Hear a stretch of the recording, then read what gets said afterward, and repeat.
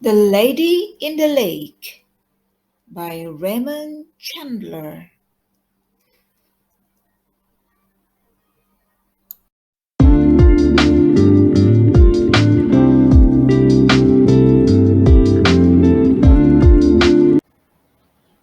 Chapter 1.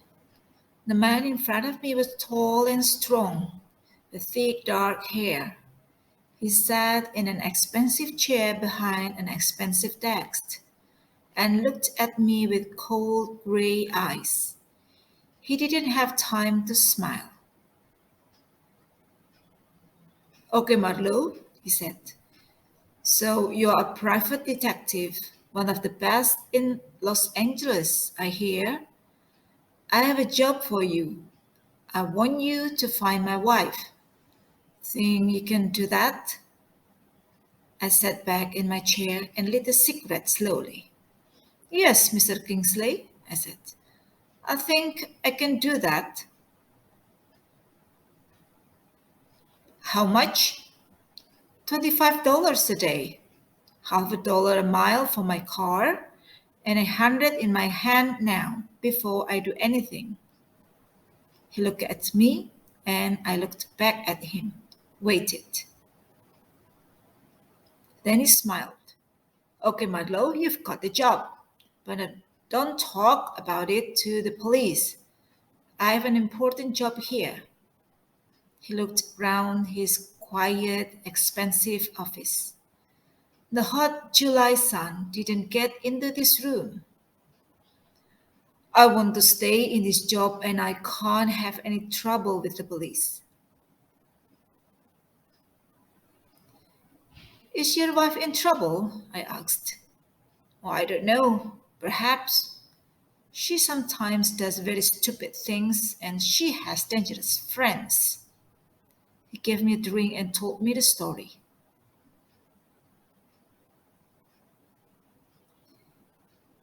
"I have a house in the mountains near Puma Point. Crystal went up there in May. She often meets her man friends up there." He looked at me. "She has a lot of man friends. You understand? But there was an important dinner down here on June 12th and Crystal didn't come back for that." "So what did you do?" "Nothing, because of this." He gave me a letter and I read. "El Paso, 14th June. I'm leaving you and going to Mexico. I'm going to marry Chris Lavery. Good luck and goodbye. Crystal." "I wasn't very unhappy about that," Kingsley said. "She can have him and he can have her." Then 2 weeks later, I heard from the Prescott Hotel in San Bernardino. Crystal's car was there and they wanted money for it. But yesterday, I met Lavery and here in town. He didn't know anything about Crystal and he last saw her 2 months ago. So where is she? What happened to her? I thought about it for a minute or two, and then I asked him some questions. We talked for about half an hour. Kingsley gave me a photo of his wife with Chris Lavery. It was a good picture of Lavery, but not very good of the lady. I finished my drink and stood up. "Okay, Mr. Kingsley, I'm going to talk to Lavery and then go up to your house in the mountains." "My house is at Little Fawn Lake," he told me. "A man works for me up there. Bill Chess is his name, and a girl at the telephone desk outside can help you. She knows a lot of my wife's friends. Talk to her, and you can phone me anytime, day or night." Outside Kingsley's office, I looked at the girl at the telephone desk. She was small and pretty, with short red hair and blue eyes. I like that. I gave her my best smile. Hi, Blue Eyes, I said. Your boss says you know a lot of people. Tell me about Chris Lavery. Chris Lavery? What do you want to know? Anything. Do you like him? Well, she said, he has a beautiful body and all the girls like a man with a beautiful body, eh?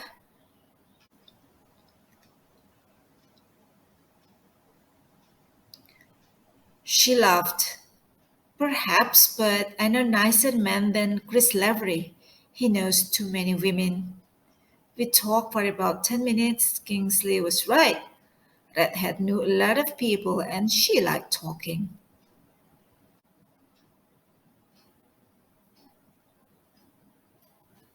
Perhaps her job wasn't very interesting. I sat on her desk and listened and smiled into her blue eyes. She smiled back. Then I stood up. Well, I must go. See you again, Blue Eyes. Redhead laughed happily. Any time, Mr. Marlowe.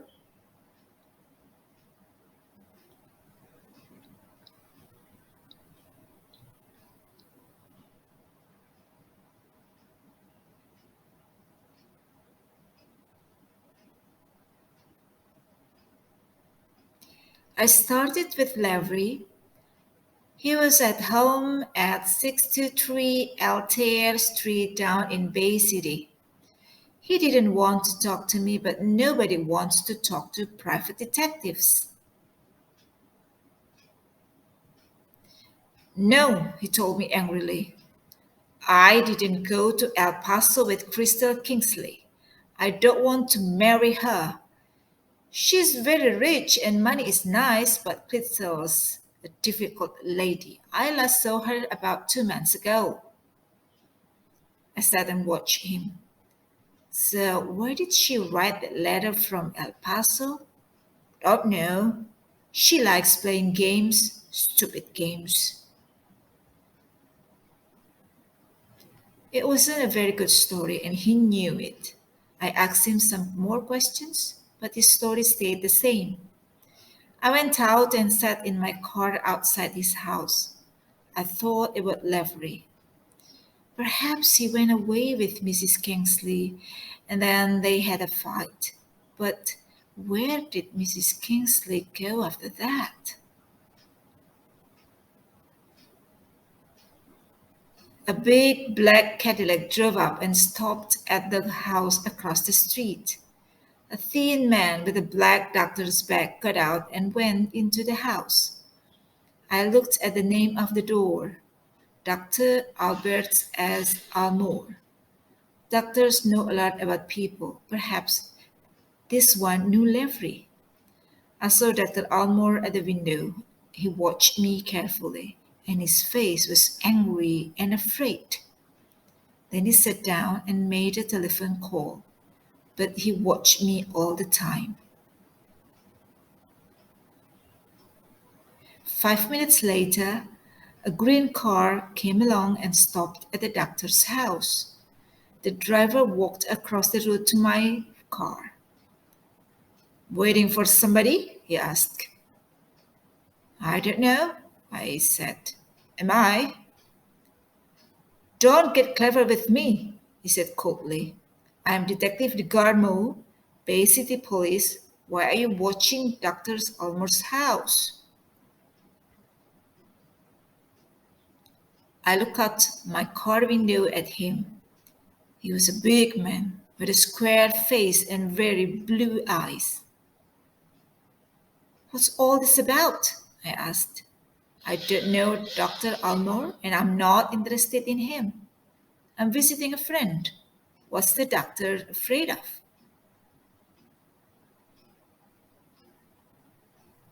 I asked the questions, not you, he said. Go on, get out of here, move. He walked away and went into Dr. Almore's house. Back In Los Angeles, I phoned Mr. Kingsley and asked him about Dr. Albert S. Almore. I don't know him, but he was Crystal's doctor for a time, he told me. His wife died a year and a half ago. She killed herself. It was very sad. I got into my car again and started for the mountains. Dr. Almore was afraid of something, but what?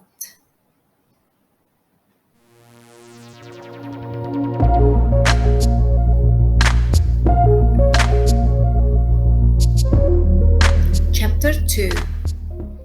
I drove through the hot afternoon to San Bernardino, then up into the mountains. Past the village of Pima Point, I took the road up to Little Fawn Lake. The road was slow and difficult through the mountains, and soon there were no more houses or people. When I got to the lake, I stopped at the nearest house and got out. A man came out and walked across to me. He was a heavy man, not very tall, and he had a hard city face. Bill Chess? I asked. That's me. I want to look at Mr. Kingsley's house, I said. I have a letter for you from him. He read the letter carefully, and then I asked him some questions about the house. He was happy to talk to me. I don't see many people up here, he said. He looked at the blue sky and the mountains, and his eyes were sad. No friends, no wife, nothing. I got a bottle of whiskey from my car, and we sat together in the evening sun and drank. I'm a good listener. No wife, Bill Chess said again. He looked into his glass of whiskey. She left me. She left me a month ago, the 12th of June. I gave him some more whiskey and said quietly, June 12th, the day when Mrs. Kingsley didn't go back to Los Angeles for the dinner. Tell me about it, I said quietly. He drank his whiskey quickly. It was not his first drink that day. I met Muriel a year and 3 months ago, he said slowly. We married 3 weeks later. I love her a lot, but well, I was stupid. Here I am. I've got a good job, a pretty little wife, so what do I do? He looked across the lake at the Kingsley's house. I get into bed with that Kingsley's cat over there. Okay, she is as pretty as Muriel, but same long yellow hair, same eyes, same nice little body. But she's nothing to me. But Muriel knows all about it. So we had a fight, and that night she left me. I went out, and when I got home, there was a letter on the table. Goodbye, Bill, she says. I don't want to live with you after this. He finished his whiskey. I didn't see the Kingsley woman again. She went down the mountain that same night, and not a word from Muriel now for a month. He turned and looked at me. It's an old story, he said, but thanks for listening. I put the whiskey bottle back in the car, and together we walked round the lake to the Kingsley's house. I looked round the house, but there was nothing interested for me there. Perhaps Mrs. Kingsley went away with your wife? I said to Bill Chess. He thought about it for a minute. No, he said. Muriel's never liked that Kingsley's cat. We walked on round the lake. There were only 2 other houses, and there was nobody in them. It was quiet and clean and beautiful by that lake, away from the hot, dirty city. We stopped by an old boat and looked down into the water at the fish.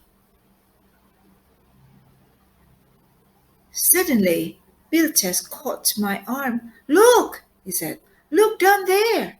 His hand was heavy on my arm, and his face was white.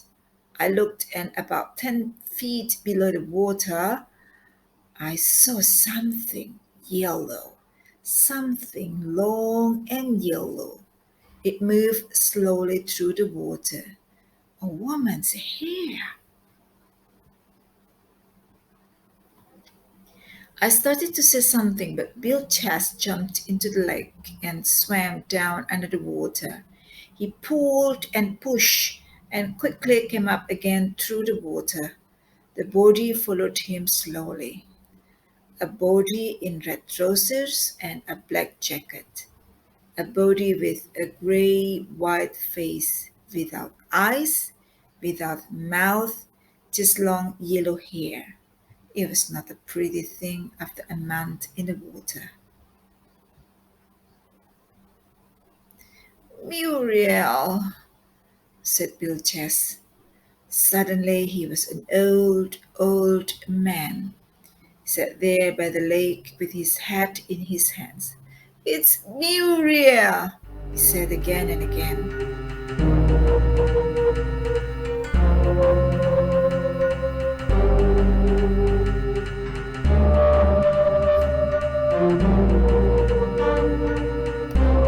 Down in Pima Point village, the police station was just a one-room little house. The name on the door said Jim Patton Police. I went in. Jim Patton was a big, slow man with a big round face and a big, slow smile. He spoke slowly and he thought slowly, but his eyes weren't stupid. I liked everything about him. I lit a cigarette and told him about the dead woman in Little Fawn Lake. Bill's wife, Muriel, I said. She and Bill had a fight a month ago, then she left him. She wrote him a letter, a goodbye letter or a suicide letter, I don't know. Jim Patton looked at me. Okay, he said slowly. Let's go and talk to Bill. And who are you, son? Marlowe. I'm a private detective from LA. I'm working for Mr. Kingsley. He wants me to find his wife. We drove up to the lake with the doctor and the police boys in the back of the car. Bill Chas was a very unhappy man. You think that I murdered Muriel? He said angrily to Patton. Perhaps you did, and perhaps you didn't, said Patton sadly. But I must take you down to the police station, Bill. There is going to be a lot of questions. Chapter 3. I had dinner at a hotel in Puma Point. When I finished, a girl came up to my table. I didn't know her. She smiled at me. Can I sit with you for a minute, Mr. Marlowe? She asked. I got out my cigarettes. Words get round fast in small villages, I said. What do you want to talk about? She smiled again. About Bill Chess. Do you think he murdered Muriel?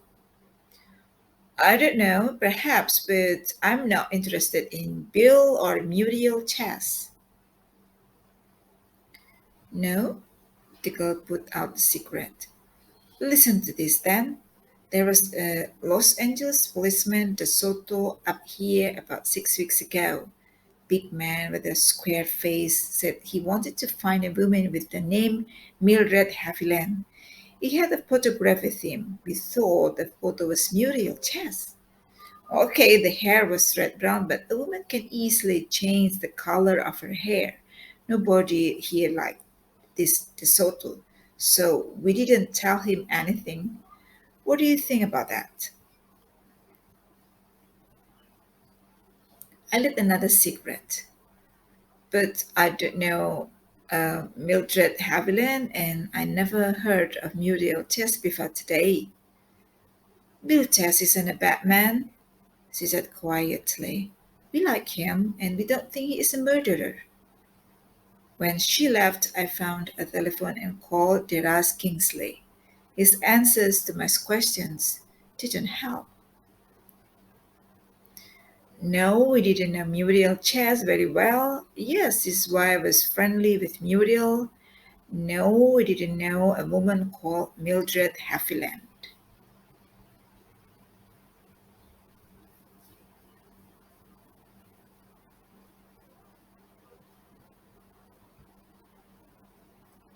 It was dark when I got back to Bilte's house by Little Fawn Lake. I went in quietly through a back window and looked round the house very carefully. Why was I interested in Bill Chaz's wife? I didn't know. But she knew Mrs. Kingsley. She lived in the same place and she went away on the same day. Perhaps that was important and perhaps it wasn't.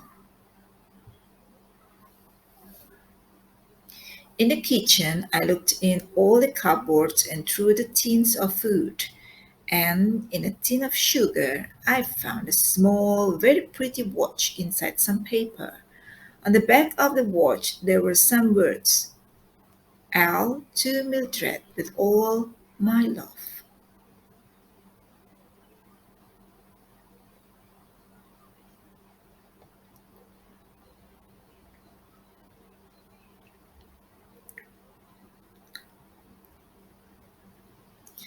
Al to Mildred. Al somebody to Mildred Haviland. Mildred Haviland was Muriel Jazz. Muriel Jazz was dead. 2 weeks after a policeman called De Soto came to Pima Point with her photograph, I stood there and thought about it. Mrs. Kingsley didn't come into this story. I drove back down to Pima Point and went to Jim Patton's office. I put the little watch on his desk. I looked round Bill Chest's house, I said, and I found this in a tin of sugar. Jim Patton looked at me sadly. Are you going to give me trouble, son? I looked round the house and didn't find anything. But your eyes are younger than mine. He looked carefully at the little watch. So what do you think about this? He asked me. I don't think Bill Chas murdered his wife. I don't think he knew she had another name, but somebody from her past looked for her and found her with a new name and a new husband. He didn't like that, and so he murdered her. Jim Patton thought about it. Hmm, he said slowly. I like it. The story begins well, but how does it finish? Ask me tomorrow, I said. Jim Patton laughed. You city detectives are too fast for us low mountain people. Good night, son.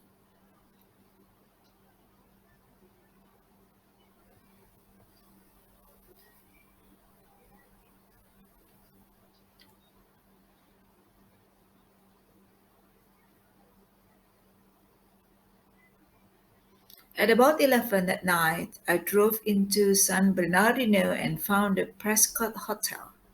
The garage boy was happy to talk to me when he had some of my dollars in his dirty hand. He looked at the photo of Crystal Kingsley and Chris Lavery. Yeah, I remember the man, he said. He came up to the woman at the hotel desk.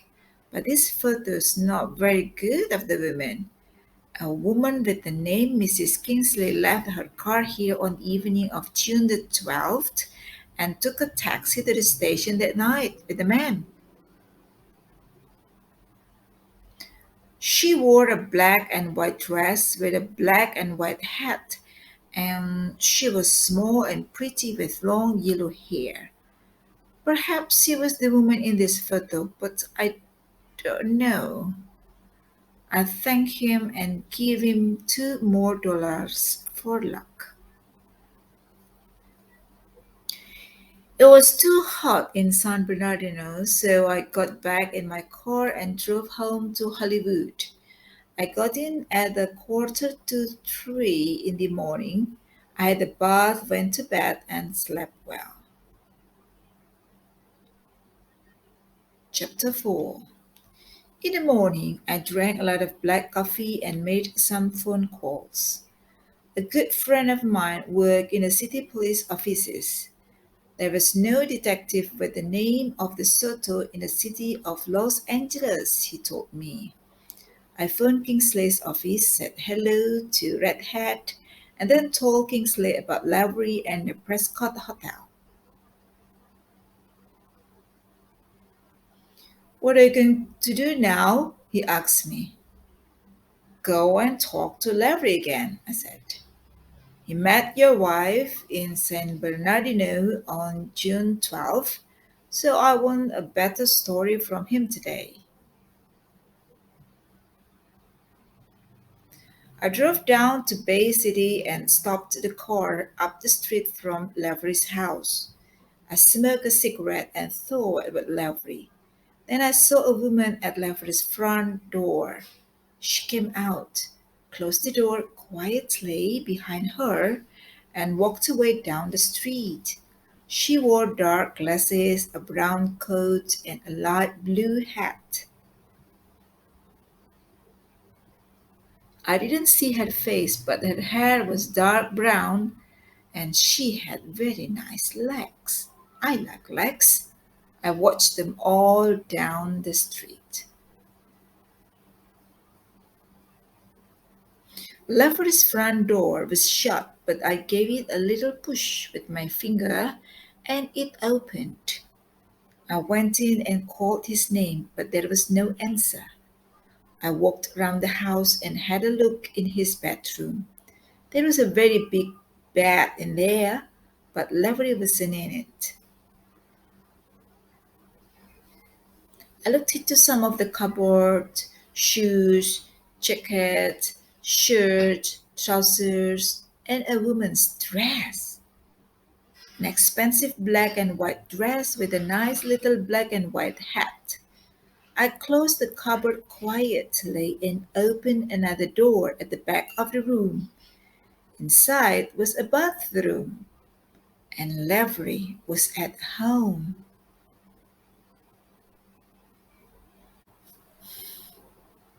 He was in a bath and he was very, very dead. There was a gun on the floor, a small, pretty lady's gun, but it can kill as well as any other gun.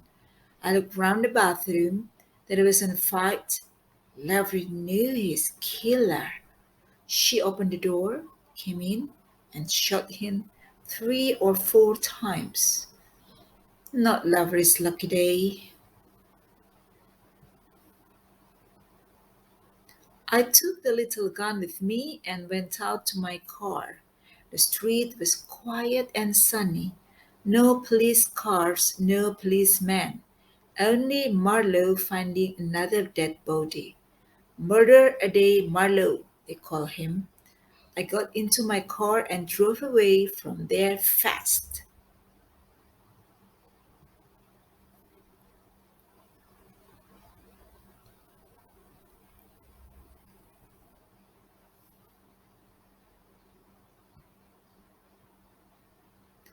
In his quiet, expensive office, Derace Kingsley listened to me with a white face.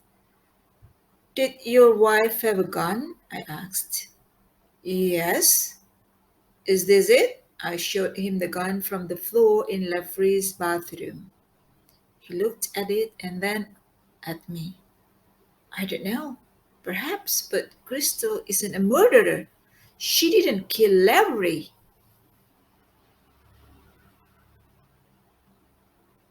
Why not? The police are going to think she did. She was with Lavery in San Bernardino. they didn't go to Mexico. Then perhaps one day she sees him with another woman. So she gets angry and goes round to his house. She leaves the gun on the floor, her dress in a cupboard.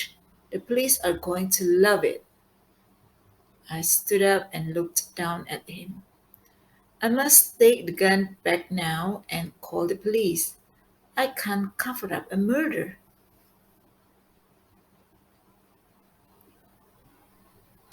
Kingsley said nothing and put his head in his hands. Then he looked up at me. Listen, Marlowe, he said quietly. You are working for me, right? I know Crystal didn't kill Lavery. What about that woman in the blue hat? Who was she? Lavery knew a lot of women. Go and find the murderer. Show the police that Crystal didn't kill Lavery. Do that, and there is $500 for you. Okay, Mr. Kingsley, I said, but the job gets more difficult every day. When I went out, the redhead at the telephone desk called to me. Mr. Marlowe, he said quickly. Yesterday you wanted to know about Dr. Almore. Mr. Kingsley told me. Well, I talked to some friends last night. I went over and sat on her desk. Okay, Blue Eyes, tell me. Some rich women drink a lot and take drugs. They think it's exciting, she began. Sometimes they take too much and get ill. Well, people say that Dr. Almors helps these women. He gives them different drugs, they get better, and Dr. Almore gets a lot of money. Florence Almore, his wife, took drugs too. She wasn't a very nice woman. One night, a year and a half ago, she came home ill. Dr. Almore's office nurse put her to bed, but later that night, Mrs. Almore walked down to the garage. Chris Lavery found the body. When he came home, he heard the sound of a car in the Almore's garage. He opened the door and found her dead on the floor. Dr. Almore was out. The police say it was suicide, but some people say it was murder. Florence Almore's parents thought it was murder. She looked up at me with her big blue eyes. Does that help you, Mr. Marlowe? Yes, I said slowly. I think it does. I gave her a big smile. You and I must have dinner together sometime, Blue Eyes.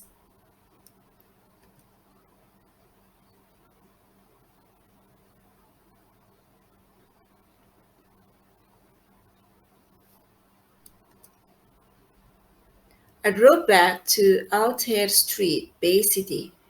I put the gun back on Leffrey's bathroom floor and called the police. They came fast. Hard men with hard, cool eyes. I knew one of them, Detective DeGarmo, the big man with a square face and very blue eyes. His boss was an angry little man called Weber. I sat in one of Leffrey's chairs and answered their questions.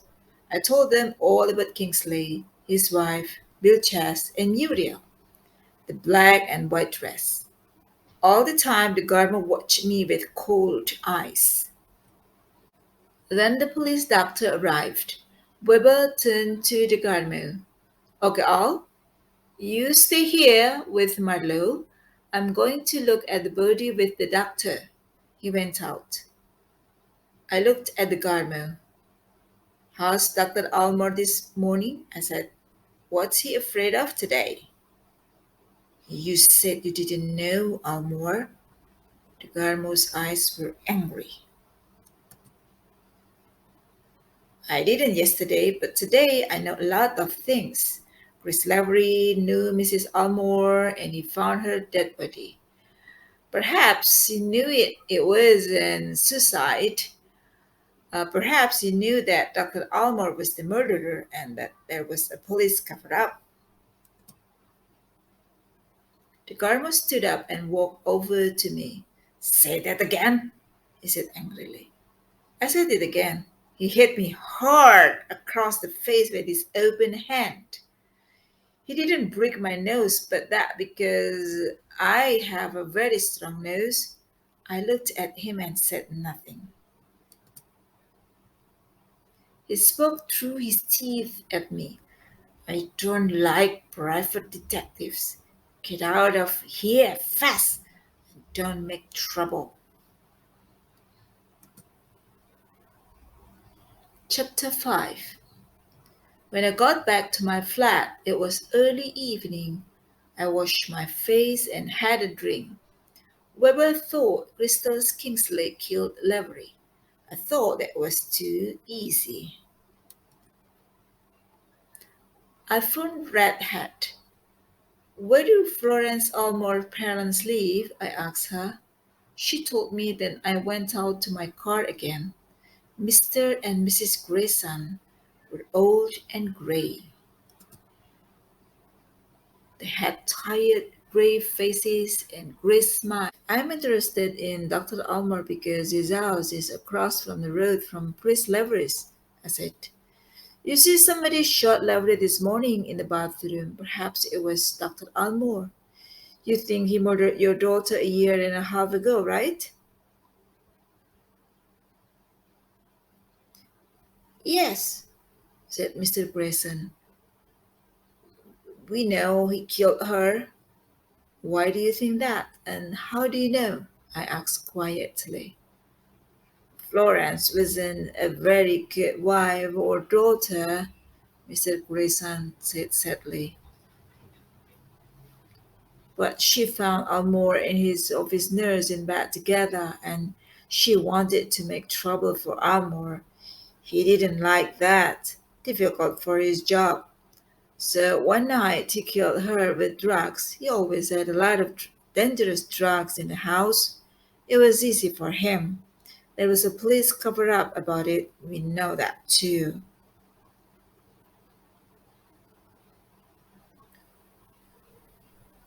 I heard that Almore's nurse put Mrs. Almore to bed that night, I said.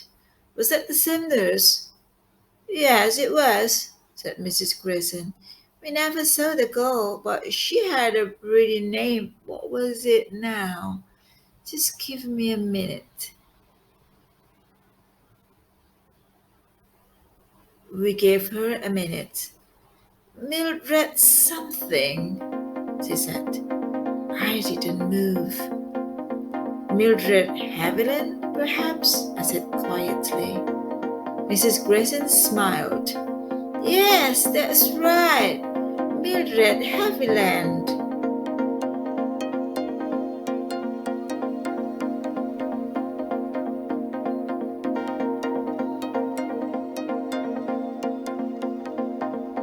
At Bay City Police Station, I asked at the desk for Weber. He didn't want to see me, but I said it was important. He took me into his office and we sat down. I want to talk about the Florence Almore suicide, I said. Why? Asked Weber. That happened a year and a half ago. I'm working on the Lavery murder now. That happened today. But I think Lavery is the key to the story, I said. Listen. 1. Muriel Chas' dead body came up in Little Fawn Lake yesterday. 2. I think Muriel Chas was Mildred Haviland. 3. Mildred Haviland was Dr. Almore's office nurse a year and a half ago.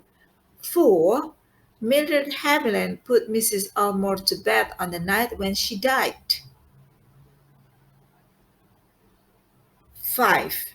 Mildred Haviland married and lived with Bill Chess at Little Fawn Lake. 6. Bill Chess worked for Mr. Kingsley up at the lake.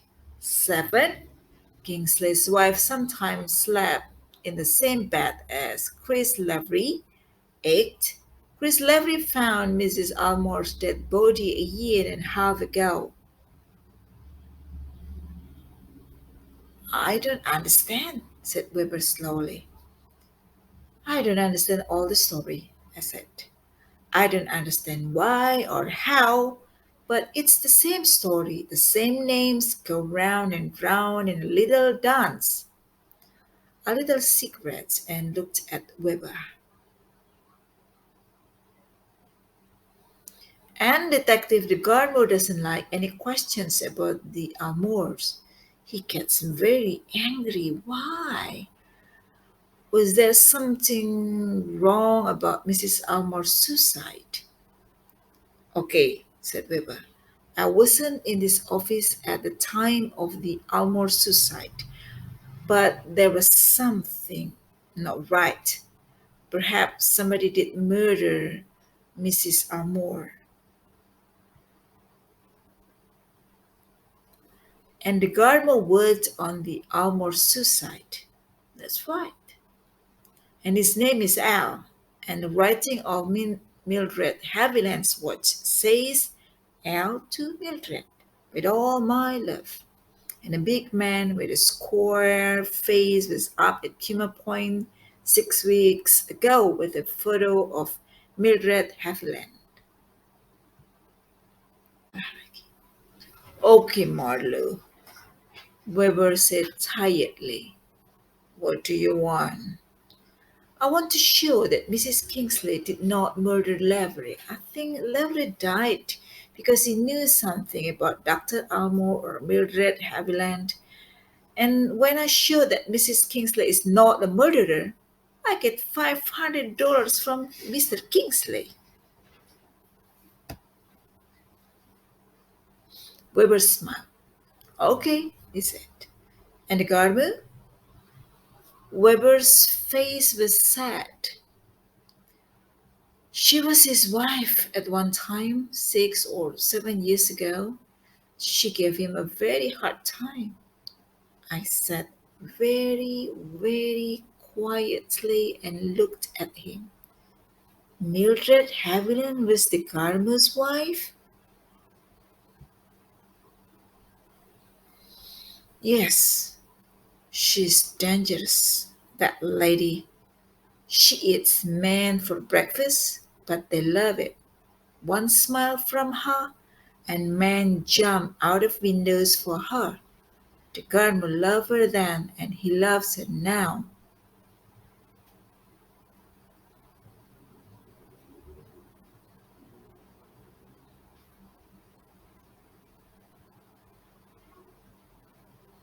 I got back to my flat at about midnight. When I opened the door, I heard the phone. I walked across the room and answered it. It was Derace Kingsley.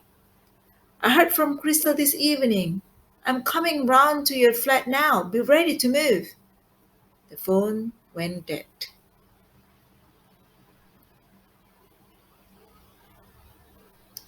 Kingsley arrived 5 minutes later. He didn't want to sit down and he didn't want a drink. He pulled out a brown envelope and gave it to me.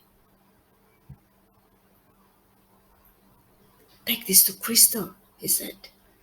She's waiting for you now in the Black Cat bar down in Bay City. There is $500 in that envelope. She's in trouble. She knows the police are looking for her.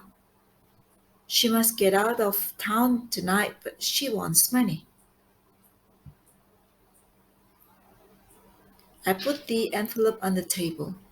Not so fast, I said. How does she know the police are looking for her? And did she kill Lavery? I'm not going to help a murderer. Kingsley's eyes were very unhappy. I know that's difficult for you, he said quietly, but what can I do? Perhaps she kills Lavery, perhaps she didn't. I didn't speak to her on the phone. The girl in my office took the call. Crystal didn't want to talk to me, and I didn't want to talk to her. I don't want to see her again, but she is my wife. I walked across the window and thought for a minute. Okay, I said, I'm going. I want to hear her story, but I give murderers to the police, okay? Now, how is she going to know me?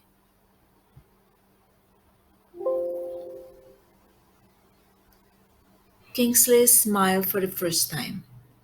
Thanks, Marlowe, he said. Crystal says her hair's light brown now and short, not long and yellow, and you can wear my scarf. She knows that. He took it off and gave it to me. It was green and yellow and red. The colors hit me in the eye.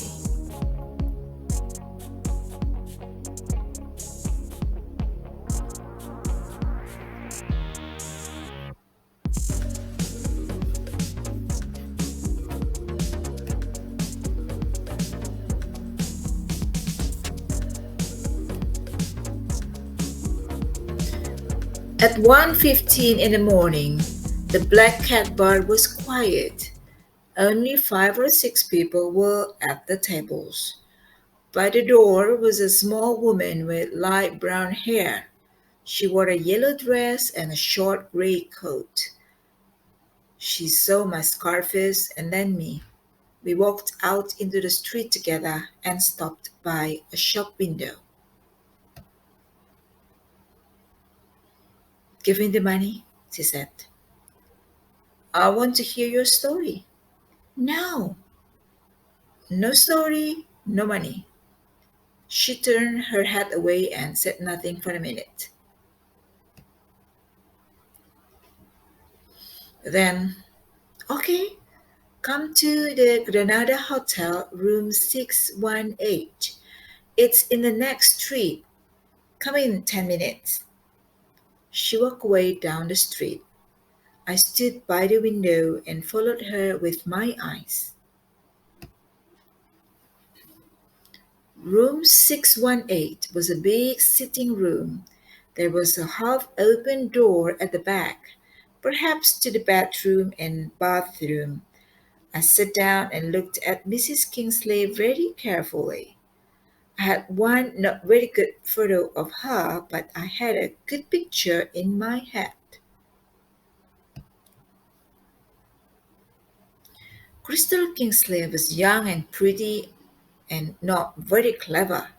The woman in front of me was young and pretty and very, very clever.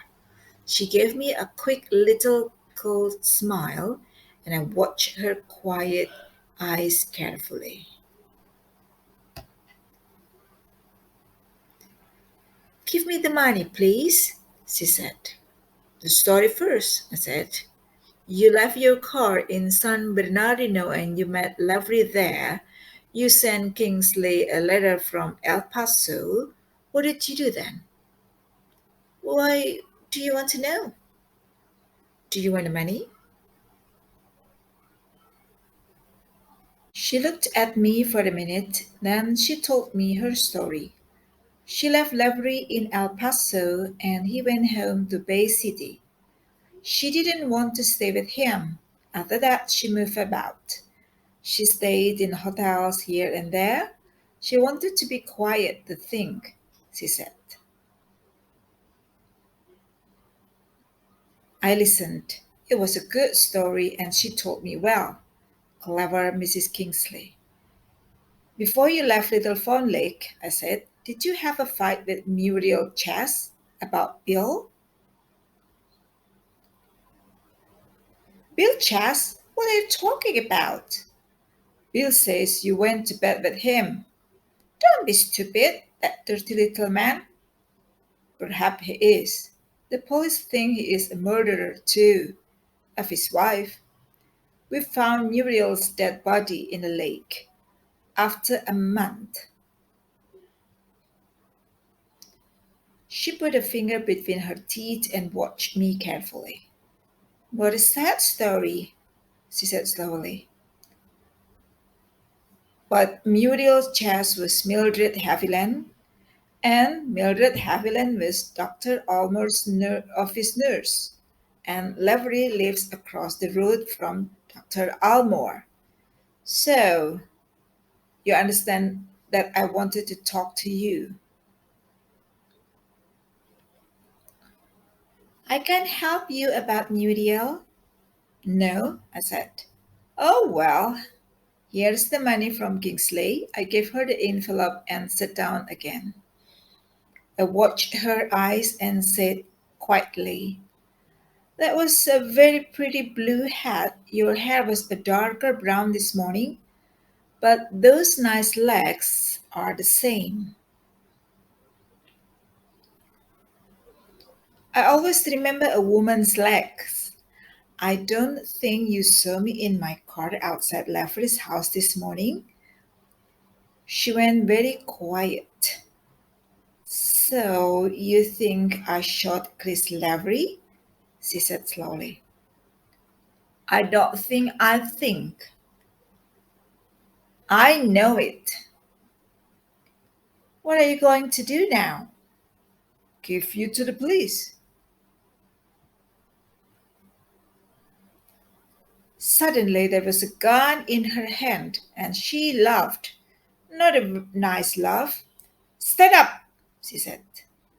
I stood up and gave her a weak smile.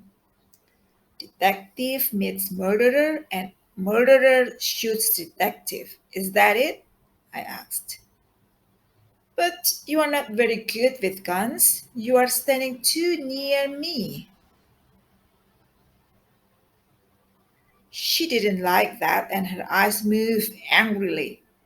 I hit her gun hand hard and kicked her feet at the same time. The gun hit the floor and I caught her arms behind her back. She was strong and fought and kicked. Suddenly, I heard a new sound, but I had no time to look. I knew there was a man behind me and that he was a big man. Then something hit me on the back of the head and everything went black. When I opened my eyes, I was on my back on the floor. I sat up slowly and my head went round and round. I closed my eyes again and waited. After 2 or 3 minutes, I opened them and began to stand up. It took me a long time. Suddenly, I was an old man of 95.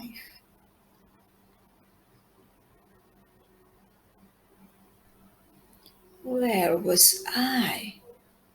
I remembered a girl with light brown hair and quiet eyes. I looked around the room. She was on the floor by the door to the bedroom. Her eyes were open, but she didn't see me. She didn't see anything and she didn't say anything. There was a long kitchen knife in her throat, and the light brown hair and the yellow dress were all red.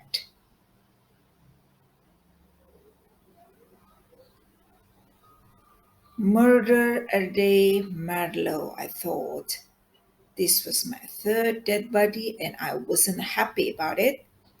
You can find one murdered body, but perhaps two, and walked away. But when you find three bodies in 2 days, the police start to get very interested in you.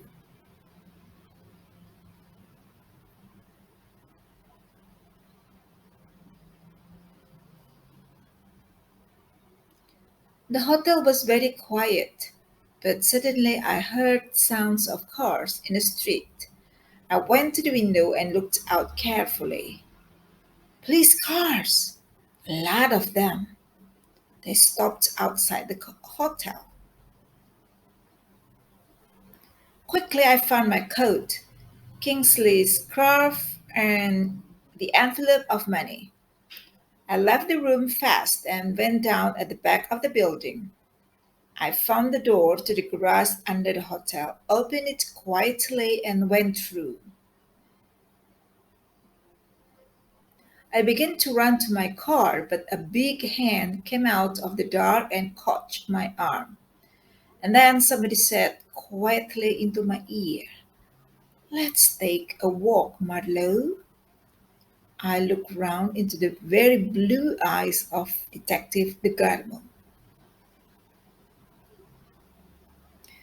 We drove away from the hotel and then stopped and talked in my car. DeGarmo was in trouble with his boss Weber, and he didn't want Weber to find me. What happened, Marlowe? There is a dead woman up in room 618. Somebody called the police 10 minutes ago. I lit a cigarette and told him my story about the call to Kingsley, my meeting with Mrs. Kingsley, the man in the room, the heat on my head. He looked at me carefully.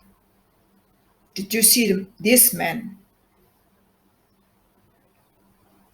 No, he was a big man, but I didn't see his face. This yellow and green scarf was on the floor. I showed it to the colonel. I saw it on Kingsley's earlier this morning. Perhaps Kingsley killed her. She made a lot of trouble for him.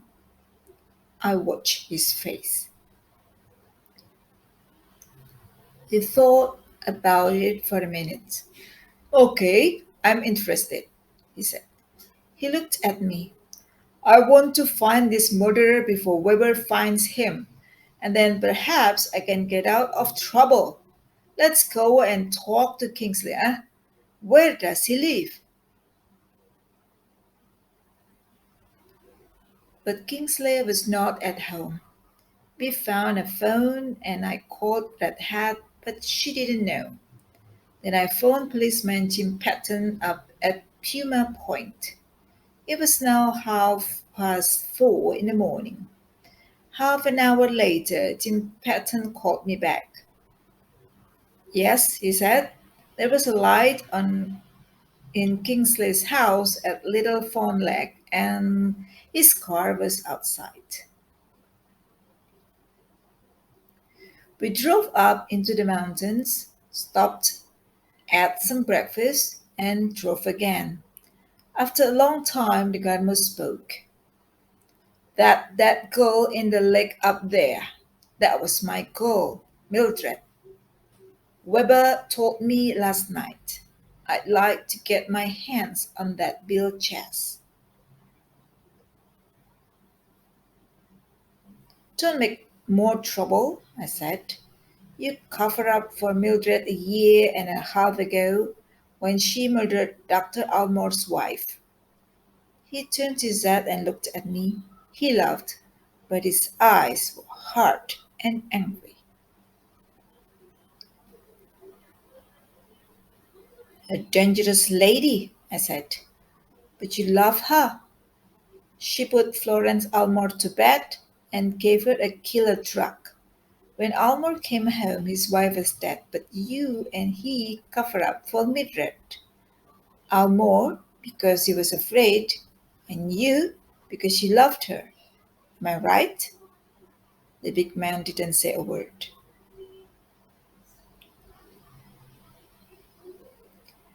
Then you sent Mildred away.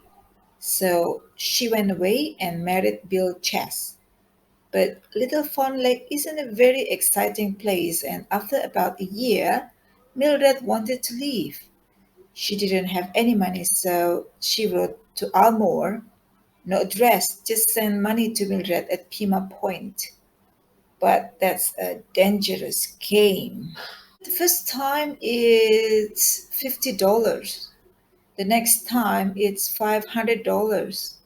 Almore didn't like that, so he sent you up to Puma Point with a photograph.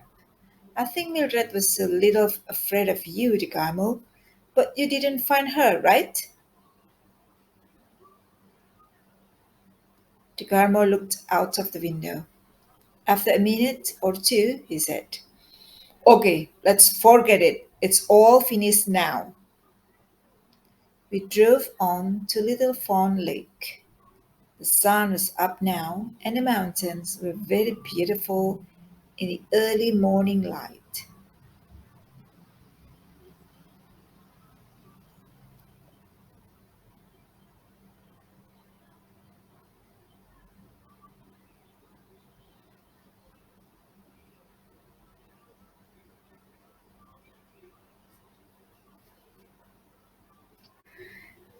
Chapter 8.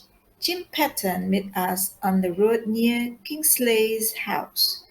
He had a young policeman with him, a boy called Andy. We got out of the car. Hi, Jim, I said.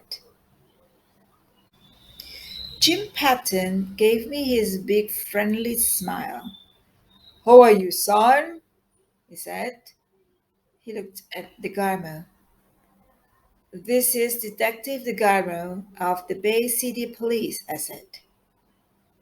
Somebody murdered Kingsley's wife in the Bay City last night, said DeGarmo. I want to talk to him about it.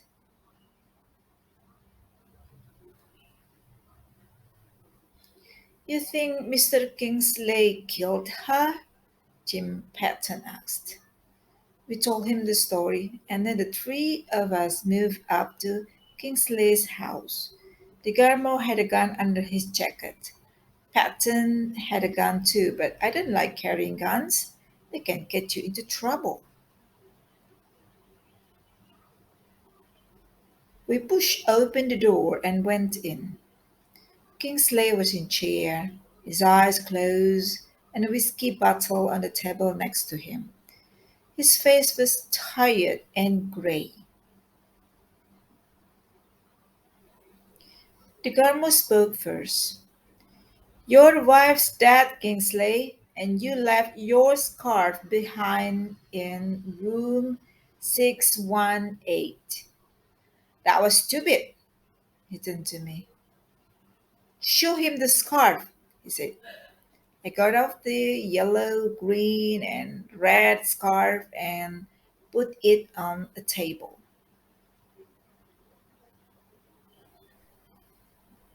Kingsley looked at it, then at me, then at the garment. I don't understand, he said. That's my scarf, but Marlowe wore it when he went down to Bay City. My wife didn't know him, and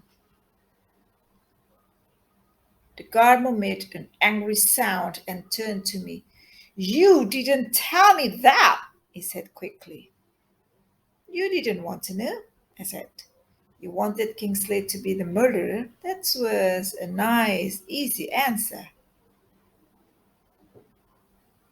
I looked at Kingsley. I only saw your wife in a photograph, but I did see her before last night. She was the woman in the blue hat outside Lavery's house yesterday morning. I told you, remember? I didn't hear about a woman in a blue hat, said the gardener angrily.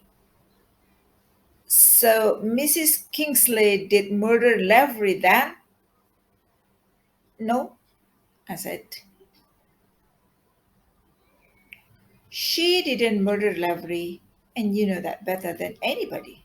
She didn't shoot Lavery yesterday morning because she died a month ago. Crystal Kingsley was the dead woman in Little Fawn Lake. And the woman in the Granada Hotel last night was Mildred Haviland. And Mildred Haviland was Muriel Chess. So Mildred Haviland murdered Chris Lavery yesterday morning, and somebody murdered Mildred last night.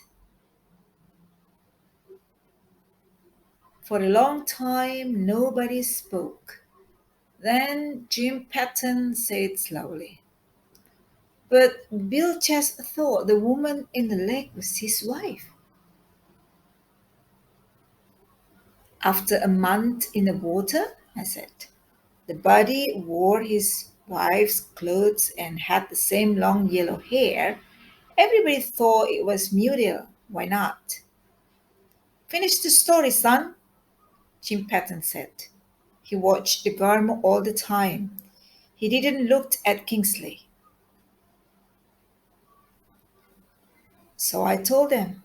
They all listened to me very carefully. The gardener's face was white and his eyes were hard and cold.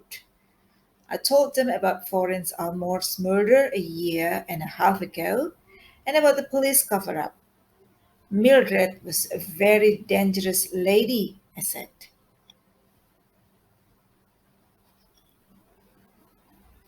After the first murder, the next murder is easy. She wanted to leave Little Fawn Lake and she wanted money.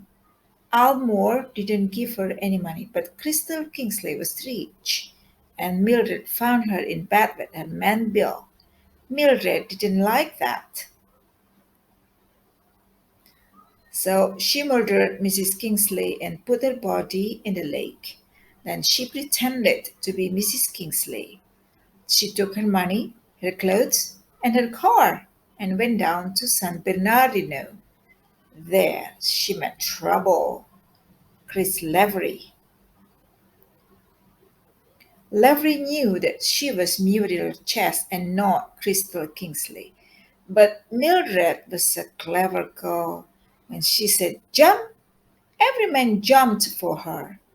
So she took Lavery away with her and rode to Kingsley from El Paso. I stopped. Nobody said anything. Nobody moved. Kingsley looked at the floor. Patton looked at the garment, and the garment looked at nothing. I lit a cigarette. But then Lavery went home to Bay City. She stayed near him because he was dangerous to her. He knew that she was in Crystal Kingsley, and I began to ask questions about Mrs. Kingsley, and that was the finish for Lavery. Mildred went down to his house and shot him in the bathroom. I stopped again, and Patton said slowly, "So, who killed Mildred, son? Do we know that too?" The room was very quiet. Let's say that it was a very unhappy man. He loved Mildred, he helped her many times, but it wasn't easy for him. He wanted to stop the murders. Three were too many, but he didn't want everybody to know her story. Let's say it was the Garmo. The Garmo moved away from the window and his gun was in his hand. "That's a very interesting story, Marlowe," he smiled, but not with his eyes. "How did I find her then?" "I think Almore saw her outside Lavery's house one day," he told you.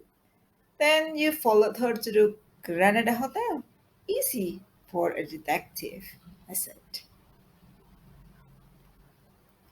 "Yeah," the gunman said. He began to move to the door.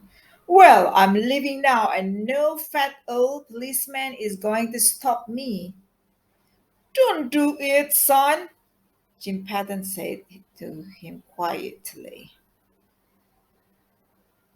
The gardener laughed and looked at the gun in his right hand. Patton didn't move, but his gun spoke for him, and the gardener's gun flew out of his hand and hit the floor. The gardener turned and ran to the door. We went to the window and watched.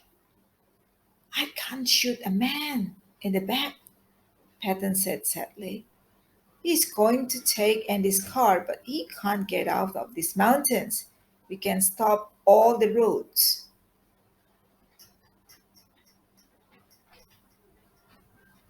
The gardener ran to Andy's car, got in, and drove away fast. I turned and looked at Kingsley. He stood up, got a new bottle of whiskey from the cupboard, went into the bedroom, and closed the door. Patton and I went quietly out of the house. We drove down to Puma Point. On the road outside the village, there were some cars and a lot of people. We stopped and got out. A man came over to us. "There's a car down there, Jim," he said. "The man drove too fast and went off the road down the mountain. They are pulling him out now." We went and looked. 100 feet down the mountain was Andy's little red car. The man down there carefully pulled something big and heavy out of the car. It was the dead body of a man.